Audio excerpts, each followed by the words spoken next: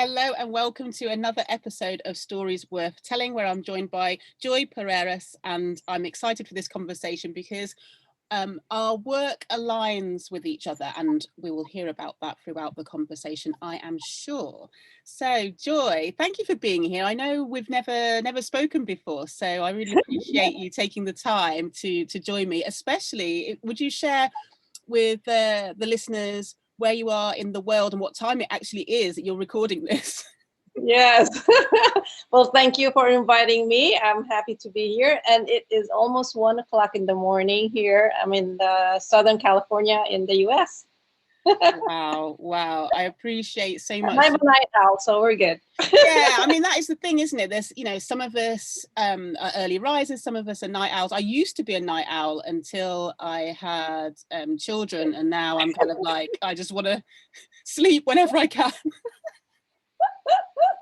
Oh, man. Yeah, I hear you. And where you are in the world, has that always been your home? What can you tell us a bit about your... Actually, I've been a nomad for maybe 2.5 years, and I'll probably show up in our conversation of how that is. And I'm staying at my brother's facility, not a facility, it's a home, and he owns a elder care home. And because of the COVID, I'm a little bit stuck here because I'm also helping him with the business. So it's caretaking and administration. And we got to be, they're senior citizens. So we got to be careful. So I can't leave. And luckily, I have online business. So that doesn't really impact my coaching business. Wow, how amazing that technology allows us to do that, to be able to work from anywhere where there's an internet connection. Yes, I know. That's a blessing of internet. Right. So I'm curious as to you mentioned there about the nomadic lifestyle. That really intrigues me because I love the idea of just being able to be an explorer of the world. There's like no borders, you can kind of go where you like. And what for you is the nomadic lifestyle? What does that mean to you? Okay, maybe that sounded a little bit more sexy than what it is.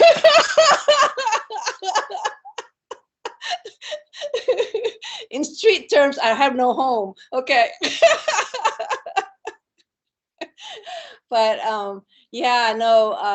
one of the game changers, I'm just going to go through the questions that you usually ask on this podcast. And I have like big major game changers, but the latest one had me do what I'm doing now with regards to, where to land myself. So I've been going from family to family, and I have a big family. So that's really awesome. That's because at one point, three years ago, I was asked by my family to take care of my brother who was going through cancer. And because of my online flexibility and work, I was the only one, and I don't have any family. I was the only one that's really like obvious to, be with him for 24/7. And then 3 months later, he passed. And that moment, because I was with him for 3 months. And then at a certain point, I was sitting with him, beautiful afternoon in his daughter's home, surrounded by loved ones, and holding his hand. And then I just watched him take his last breath. So at that moment was just like, what am I doing with my life? Was the question that came through me. I had a comfortable life, but I knew just even years before that, or maybe months, like really strongly, it's like there was this calling, there was this itching, there was this yearning in my soul and in my heart.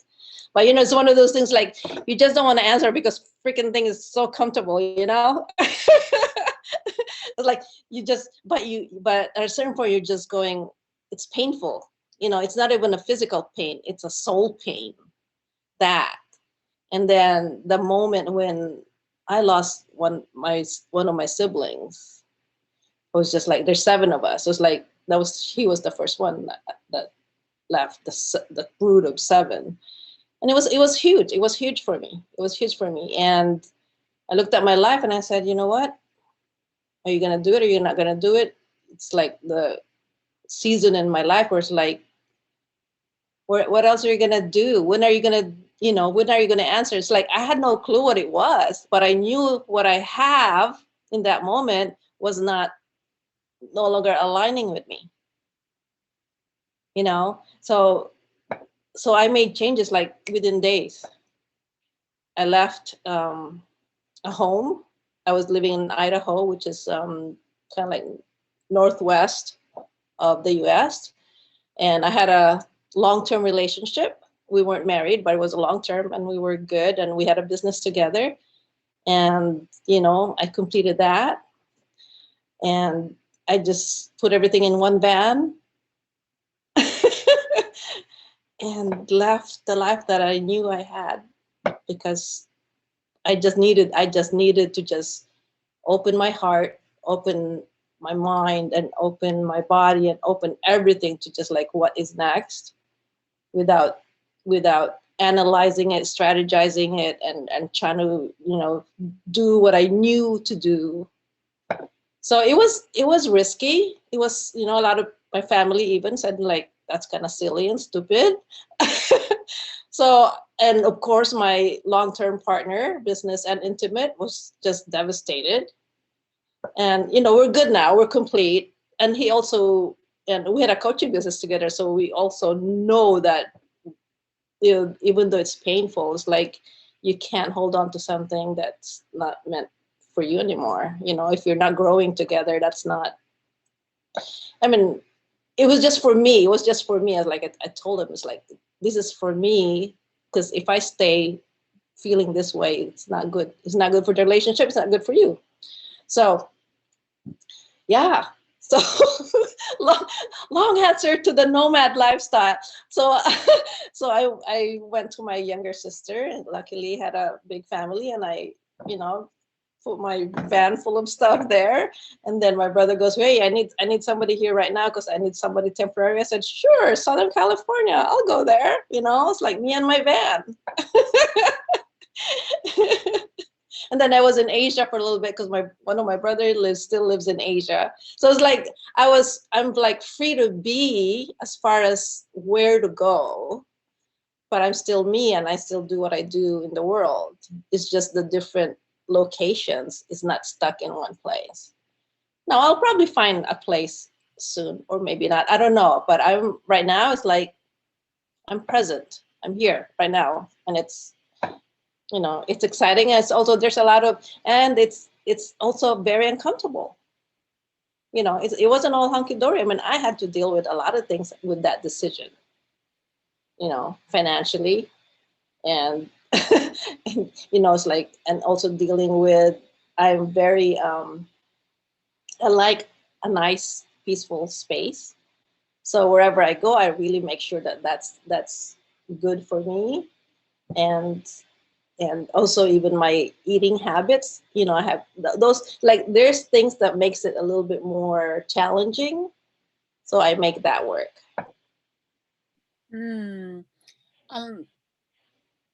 When you were sharing that last piece there about the discomfort of it, I think sometimes it's all of those practical pieces that seem to put a stop to this soul calling. It's like, but I can't do that because this, I can't do that because that. And I'm curious as to, so obviously all of those practical pieces were there.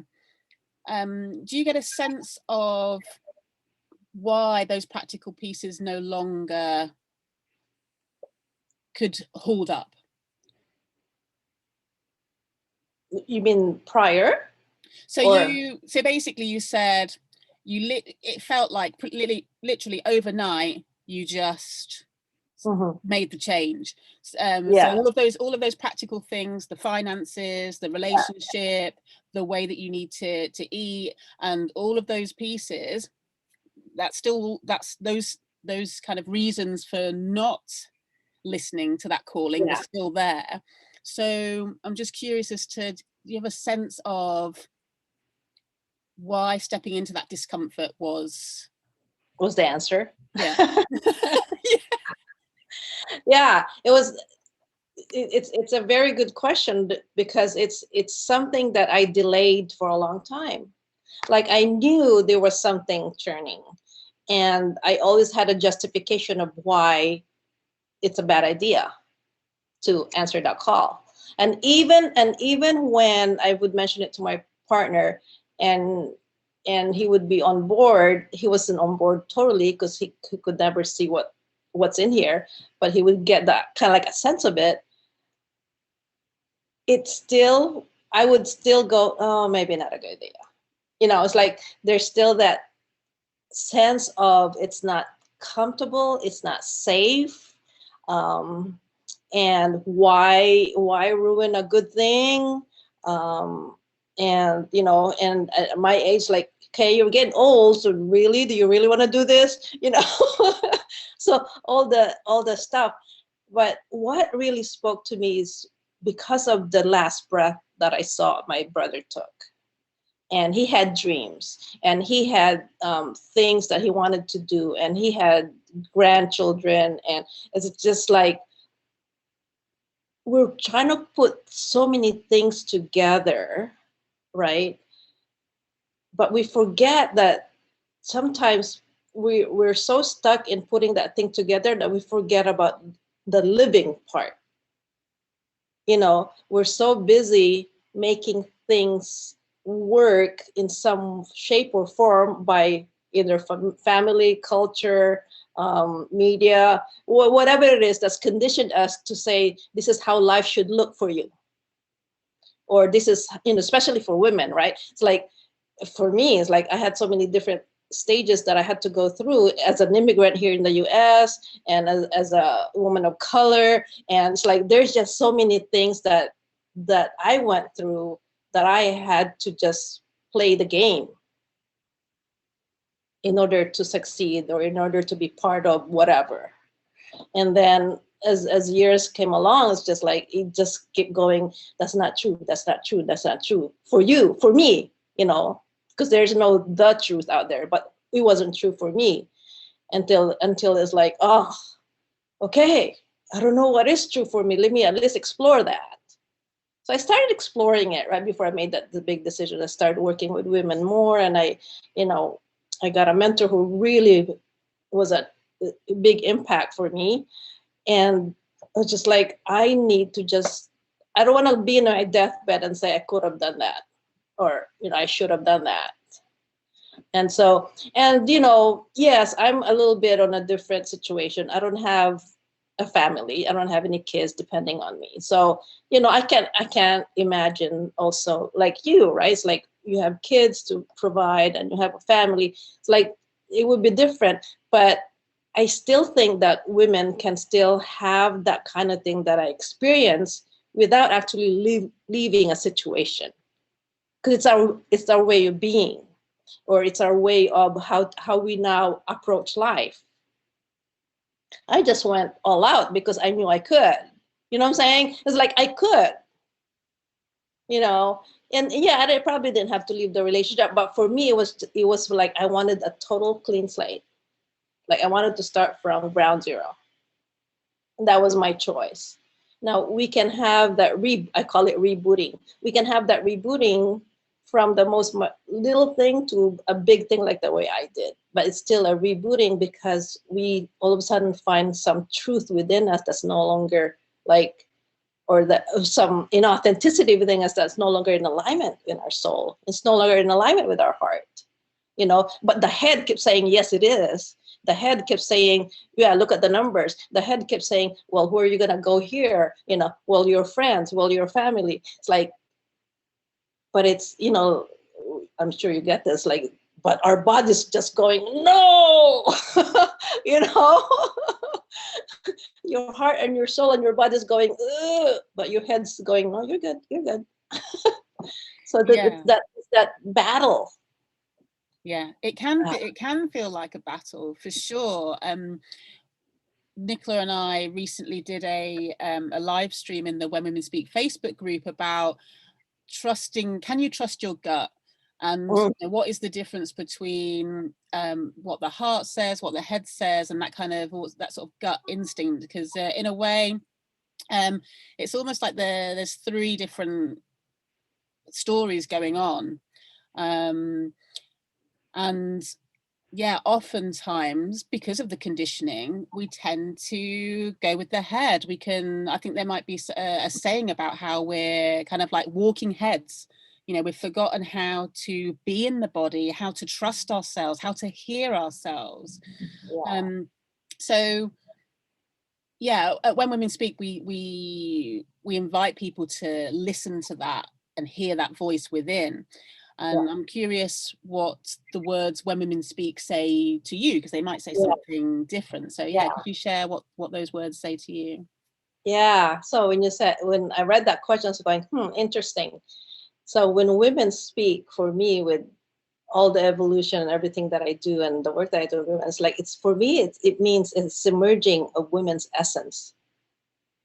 When women speak, that means their essence is emerging. So because we can speak and we can have our voice without even being audible, without even saying a word. Your essence is your voice. Your energy is your voice. Your beingness is your voice. And that, like you and I are talking about, it's like that's your whole being, and sometimes, like, there's a lot of women who have voices who are so loud, but you can't hear them. You know what I'm saying? It's like, yeah, you're talking, but I can't get you. I can't hear you. So it's the integration of everything. So when women speak, and I love that your work is about that, because when women speak, for me, is all about the embodiment of your essence. You show up, you walk into a room, you're speaking already. Your voice is already right there, how you show up. So that's what that means for me. That's my definition, because I work with women a lot with the whole embodiment thing. Like it's integrating it all. And I wasn't like that. Oh my goodness, I was not like that. That was another game changer for me, somewhere along the way.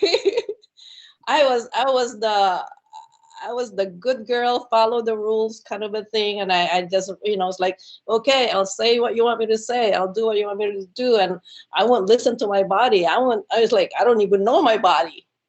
I didn't even know.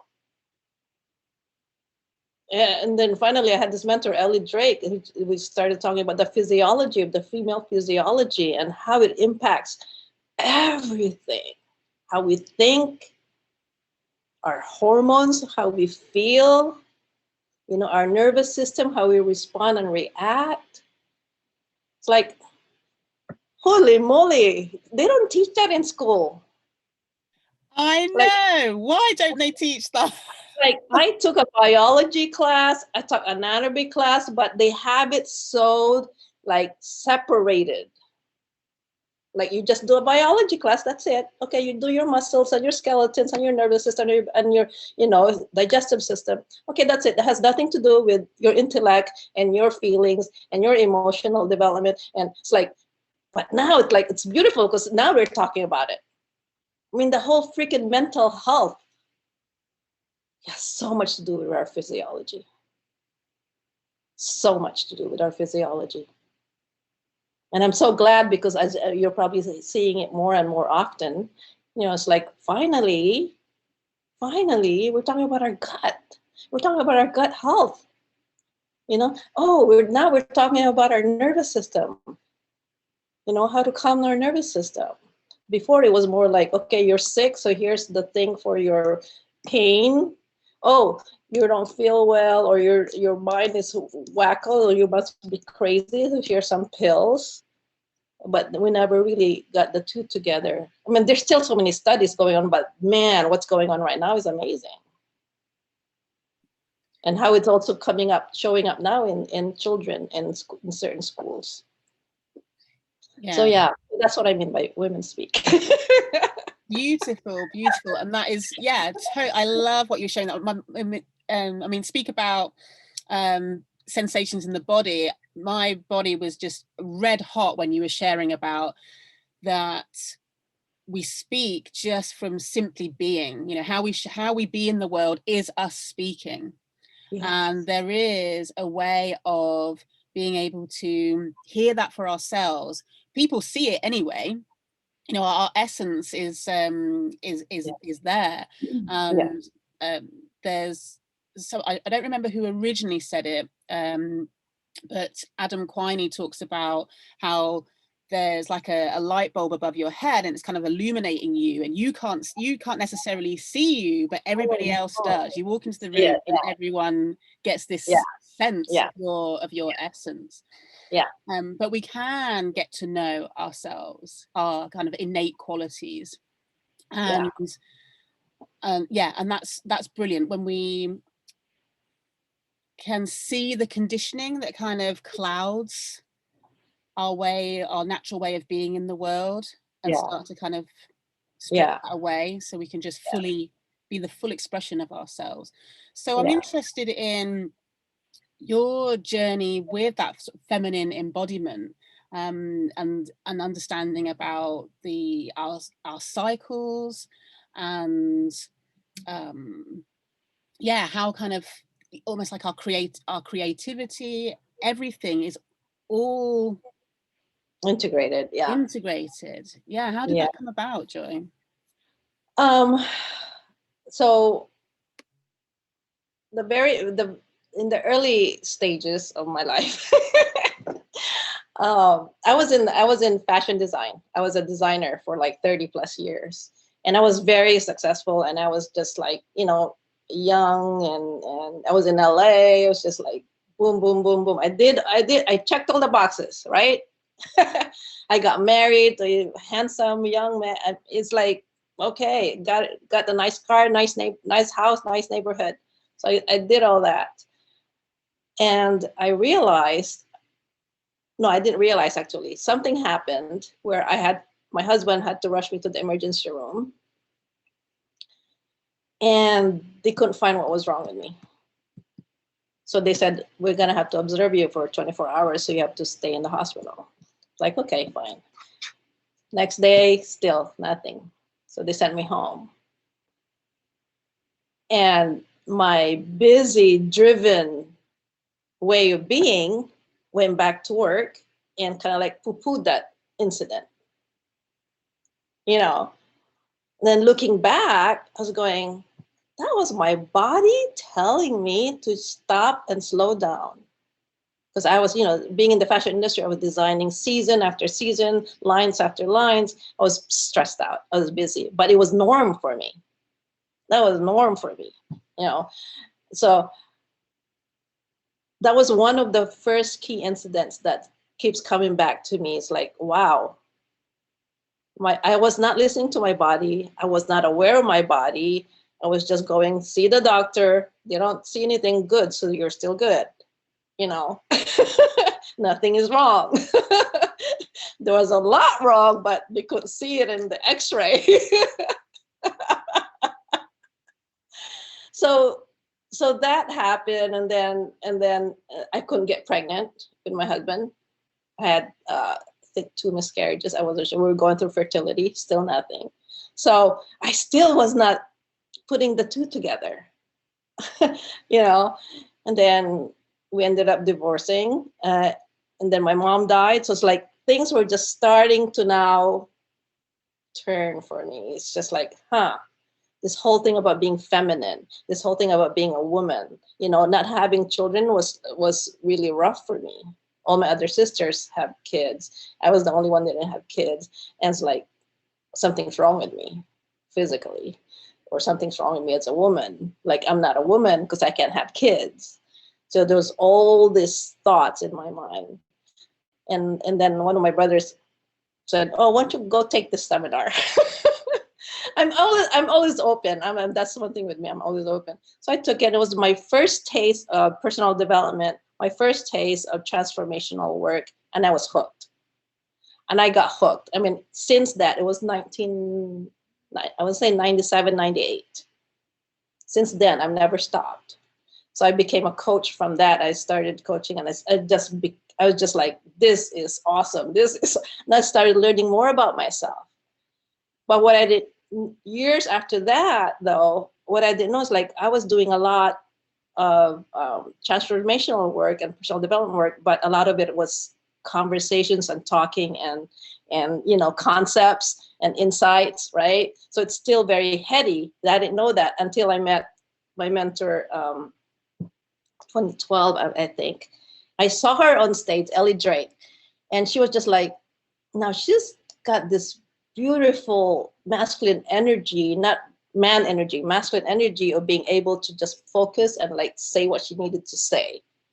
And the same vein, she was just like, has this feminine also essence. It's like, I want what she's got. And so I did some of her stuff, and just like, then because she's also a doctor, so she was teaching us a lot about the physiology and how it impacts this and that. So I just went that path. And then I started marrying my transformational work with that. I'm just like, phew. Like, of course, why did we learn that earlier? The female body and how we utilize. I was using so much adrenaline in my design career, right? Because that's what had me finished and produce. But it depleted the heck out of me. And I didn't know that. And I didn't have to do that for women.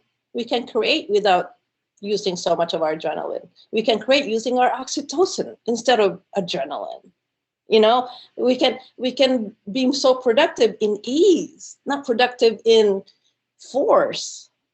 So learning about the different hormones and also now and then the nervous system, cooling down the nervous system. Like, I never thought, how do you cool down your nervous system? How do you cool down, a reactive moment?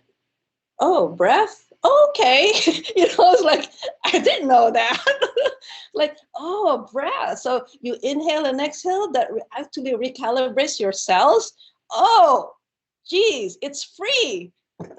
I don't need to take a pill. I don't need a prescription. It's like things like that. It's just so amazing. And I love it. And, just movement. You get our little pleasure just moving. Or even just like really being in pleasure and going, and just boost all the dopamine within us.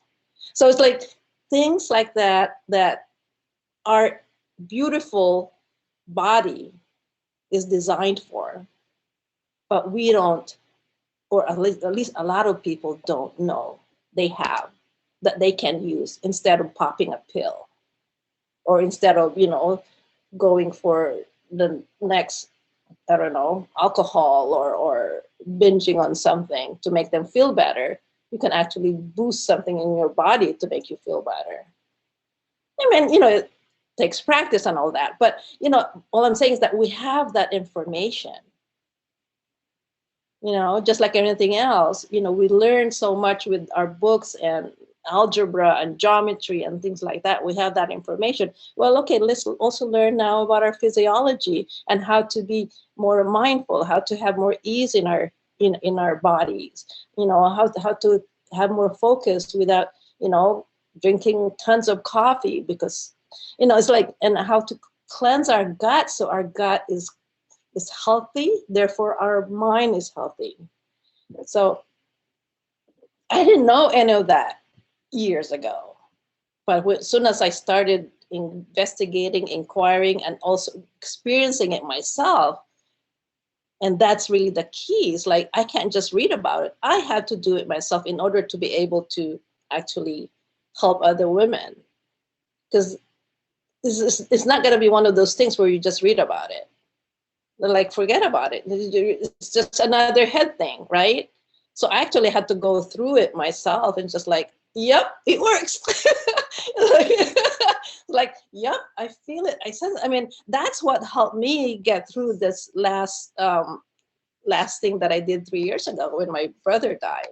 That's what got me through. So if I didn't have those skills, if I didn't have those ways to create ease in my body, to really relax my nervous system, I would have been more of a wreck making those decisions. You know, it's huge, and it's not just for me, because when I'm in ease, when I'm not reactivated so much, it impacts the people around me. Yeah. So it ripples. It ripples. It's not just about. It's not a selfish move. It's a great move, and that's what I'm saying. I keep saying now because of how the world's going right now, and especially here in the U.S. I'm sure. I'm sorry, world, but it starts from us first. Yeah. We first gotta begin here. We can't think to change the collective or just change a policy or a law, because that's what we've been doing. We gotta change the individuals inside the collective. And that's you and me and our family and friends, one person at a time. So we gotta deal with this body, we gotta deal with this physiology, we gotta deal with this nervous system, we gotta deal with this mind, this gut, in order to operate and be effective out here in the world. Yeah. Yeah. Oh, I hear you 100%.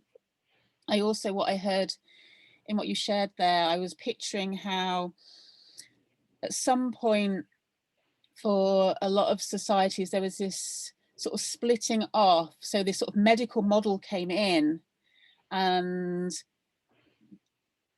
it was almost like a denouncing of our own intuition, our own understanding and sort of inner knowledge of the body and what the body needs, and a movement towards, no, these medical experts know what to do. And and then sort of the pharmaceuticals industry happened, and we just kind of got further and further away from listening to the body. Yeah. The first port of call is and I'm not saying don't see a doctor, Yeah. but there can be, it's almost like that's the first thought is to, oh, I'm not feeling well, I need to see a doctor, what medication do I need, as opposed to, something feels off, what do I, what's my sense of that? Yeah. And Yeah. and you hear these stories where people have actually, they had a sense that something wasn't right, but the doctors were saying, no, you're fine, and they actually pursued it, got a second opinion, and then discovered, yes, there was something more going on. Yeah. But for other people, they might just say, oh, okay, and Yeah. No. Yeah. And it's not about one's better than the other. Just like our body, our culture, everything can integrate. Yes. And it's still up to the individual, which is exactly what you're saying. It's like we still got to learn how to listen to our body. We still got to learn how to be so aware of what's going on. And in order to listen and in order to be aware, we got to take care of the body, because sometimes what you're listening to is probably inauthentic because your gut is all crazy, or or what I'm saying, or you're so inflamed that you can't even hear clearly. So it's kind of like, and I want to address what you said. It's like, sometimes we just want to take the pill or go to the doctor. It's like, that's fine for like really critical chronic stuff, right? But normally people are just taking those things just for the basic casual ailments. And why is that? It's because it's convenient. Yes. That's it. It's convenience. Because why would someone take time to meditate for maybe just 10 minutes just to feel their body and calm their nervous system? That's just like people's like, nope, I don't have time for that. Yes. Just give me an Advil or whatever pill. It's like, okay, but then you're going to have hours later of something else versus taking that 10-minute break to just calm your body down and your nervous system. So it's it's creating new paradigms for people. It's creating new ways of thinking and being, and practice. I mean, I can't stress that enough. I hate using the word stress, but I can't say that enough for everybody. If you want to be in a mastery of something, we just got to practice. It's not about being perfect. It's not about being a master. It's about creating mastery in it. So you just do 5 minutes a day, then 10, then 15. Drink your water. If you can do all of it, just drink more water than yesterday. Okay, you can't eat all organic. It's too expensive, or it's not available. Okay, take some organic, or at least take more vegetables. Okay, so you can't exercise or something. Okay, walk around the block. It's like something where your body is starting to assimilate or create the practice, and then you start creating a new synapses in your nervous system. It's like going, oh, it's time for exercise. It's like, oh, okay, it's okay to calm down and sit for 10 minutes quietly. So you just start creating new grooves in your brain, and it will take time.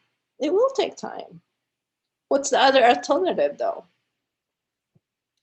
Yeah. Right? Yeah, you may be good now, but then you're gonna probably pay later in your later years. I don't know. And working here with the elder women, it's a great case study for me, because I get to see, it's like, I wonder what she could have done that had her not have this thing right now. I don't know. I mean, we can't go back to the past, but I'm just going, what would have helped her then? And also just looking at how we can grow if we do grow older, because nothing's guaranteed either. It's like, if we grow older, how best can we create that quality of a life now, without getting stuck to being attached to how you're going to be, because you don't know when you're going to expire. But like, how can I live now, creating that quality of a life for the future? That just means create a quality of life now. That's what it means, really.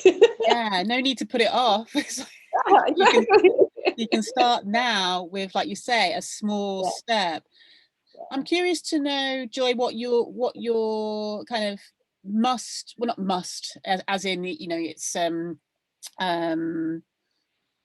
am I trying to say? That I'm just trying to say it's not about I must do this, I should do that. But what have you found are the daily practices that you do every day? It's just like it's now become just part of your everyday. What are those practices? Yeah, very, very first thing when I wake up, I do 3 breaths.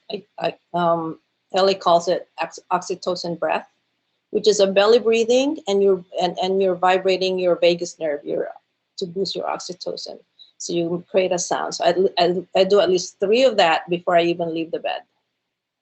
So sometimes I'm lying down doing it. Sometimes I'm on all fours, because sometimes I do a cat stretch, or I sit on the bed and do that. So that right there already creating ease in my body.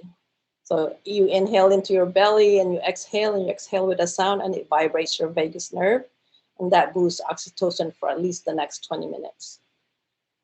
Yeah, so that's one. Meditate. Because of sometimes I don't have a quote unquote place. So any chance I get, at minimum 10 minutes, but I've done some Facebook not challenge, but I would just do 30 minutes for like 30 days. I would invite people to just join me on Facebook. So like 30 minutes for 30 days. And usually when I meditate, it's all about just presencing. There's different kinds of meditation. My favorite one is presencing, which is just being aware of all our senses. Just being present. So noticing everything's like, oh, there's a sweat coming down, or I have a tight shoulder, or my pant is touching my butt a little bit weird. You know, it's just like really the minute little things, you're sensing it. Yeah, so I don't do chants or anything like that, but so that's one of my practices. And then yoga. I'm not a yogi, like super yoga, and I've never taught yoga, but I've done a lot of yoga classes, and it's so great because it's a great flexibility and also strength exercise. I wish I could do it daily, but sometimes my time doesn't give me that. So I do that at least four or five times a week, and at least twice a week go hiking. And that's out in nature here. And it's Southern California, so the weather's great. Yeah. But it is a desert though, so I wish I had more greenery. Yeah. Yeah. And water, drink my water. And, you know, I try as much as I can, all organic, and it's not usually always available.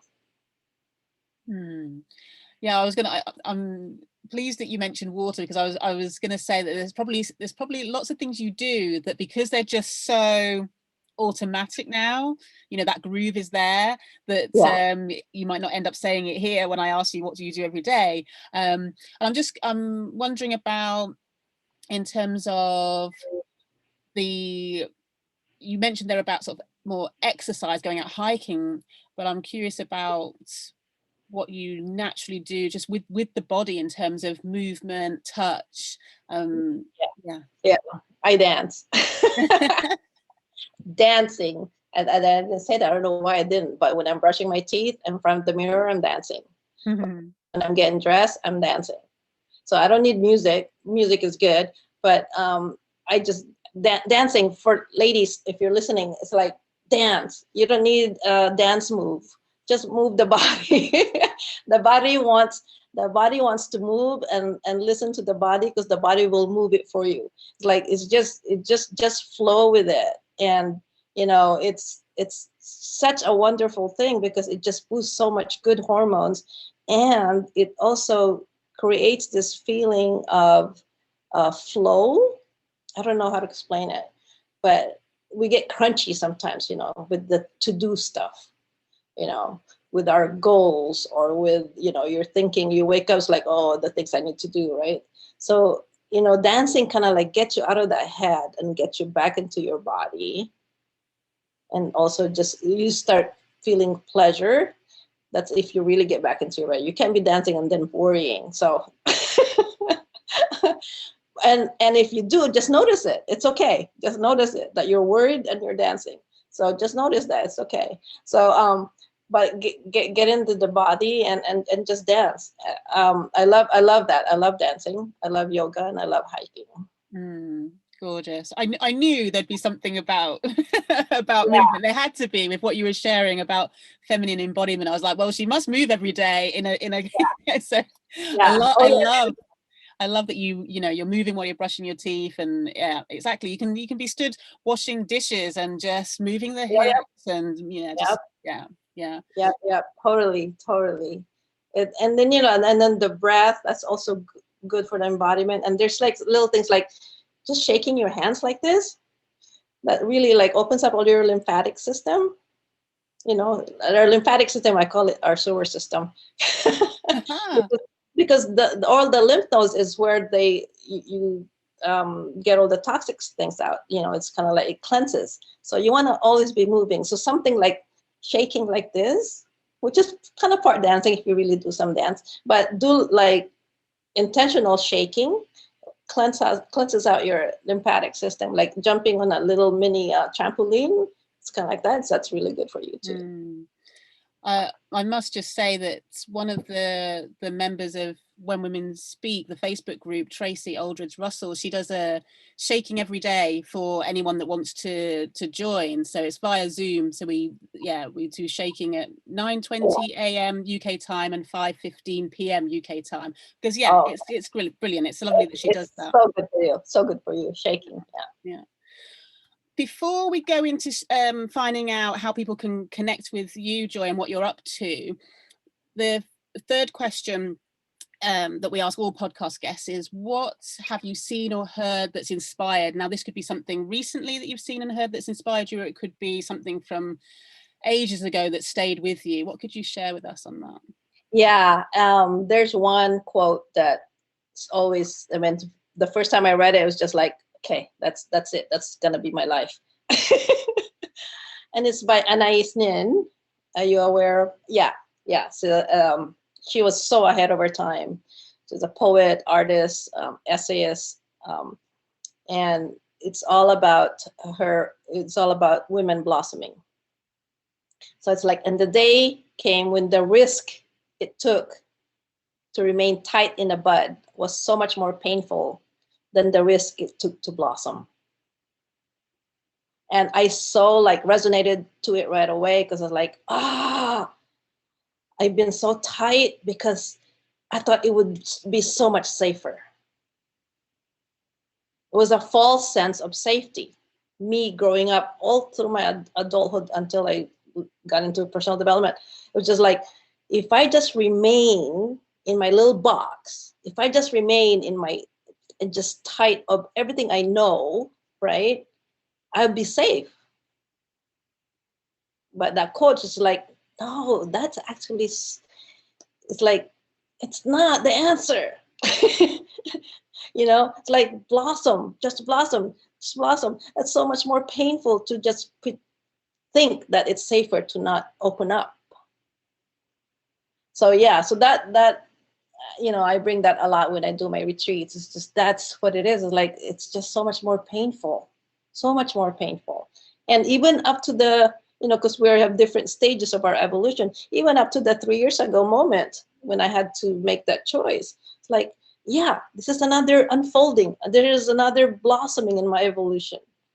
You know, I was still being in a tight because it was comfortable.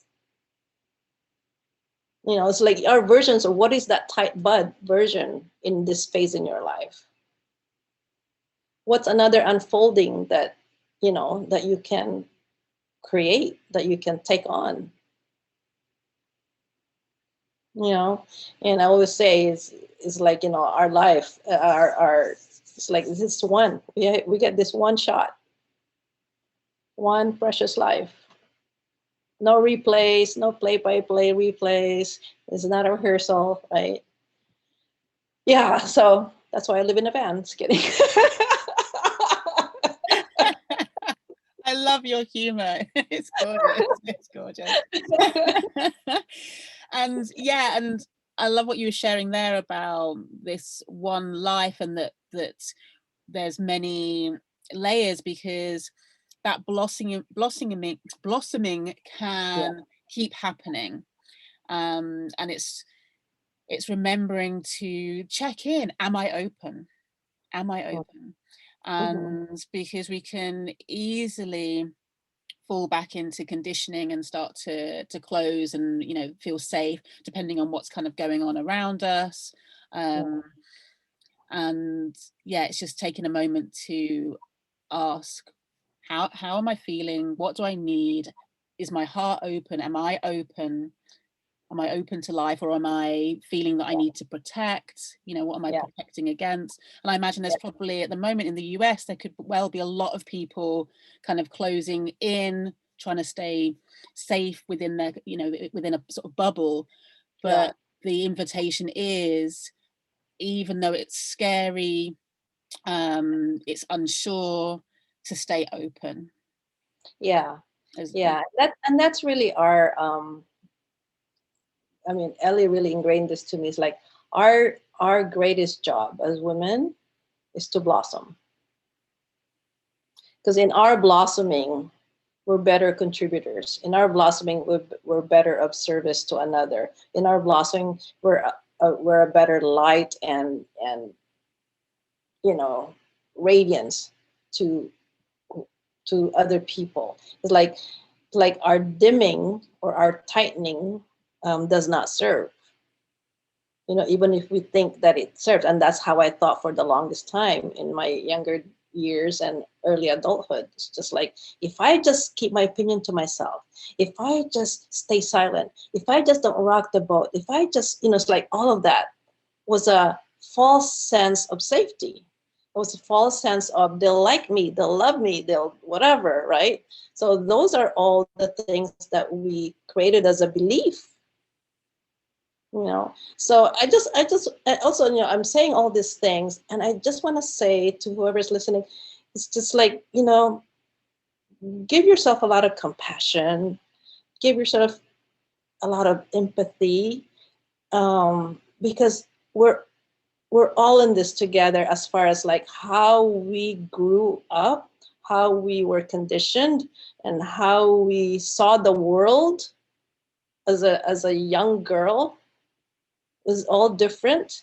And you made those choices, and you made those beliefs and decisions, and that's a young girl's belief and decisions. So it's okay. Don't beat yourself up right now as an adult. It's okay. But now that you're aware, just unfold little, one petal at a time.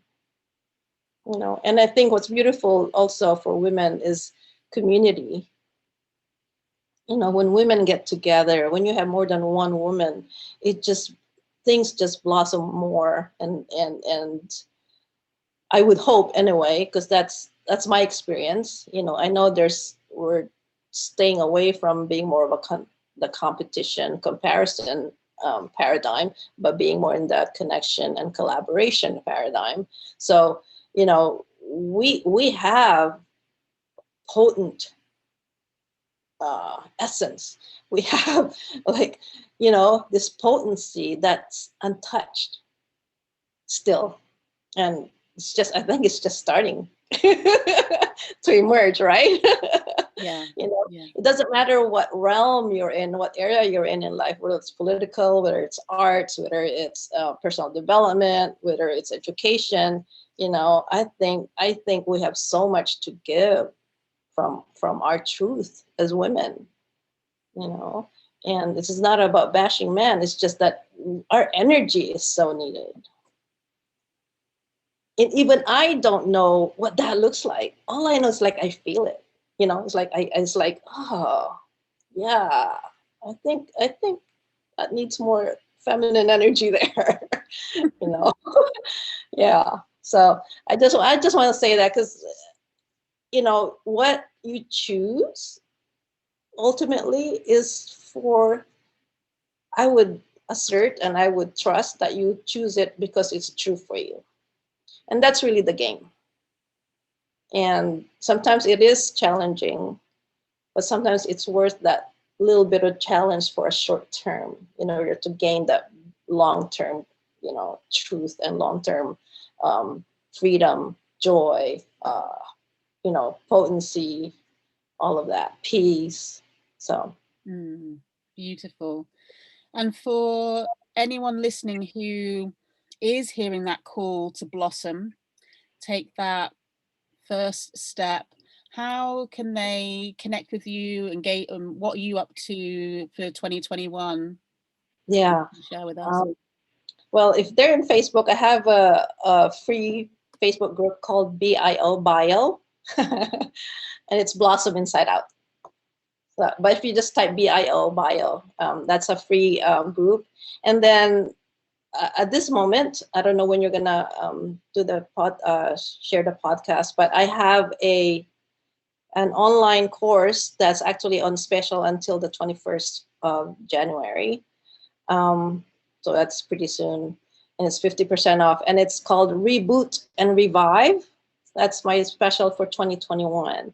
So it's a do it yourself online self-study course, and there's a private group that goes with it, and it's pretty potent, and it's deep work, but it's also a lot of fun.